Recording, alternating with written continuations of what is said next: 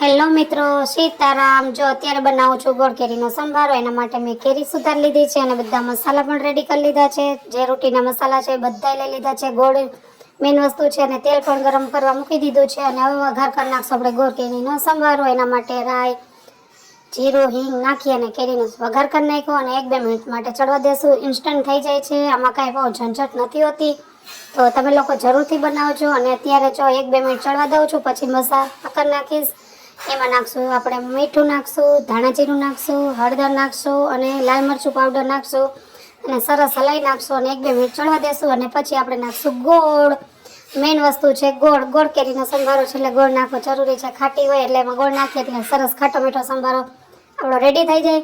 Colour પણ બહુ મસ્ત આવી ગયો છે। ચાલો, જો બની ગયો છે, રેડી થઈ ગયો છે ગોળ કેરીનો સંભારો। 1-2 મિનિટ ચડવા દેશો એટલે એકદમ મસ્ત ચડી જશે, પાણી નાખવાની જરૂર નથી। તો તૈયાર છે ગોળ કેરીનો સંભારો।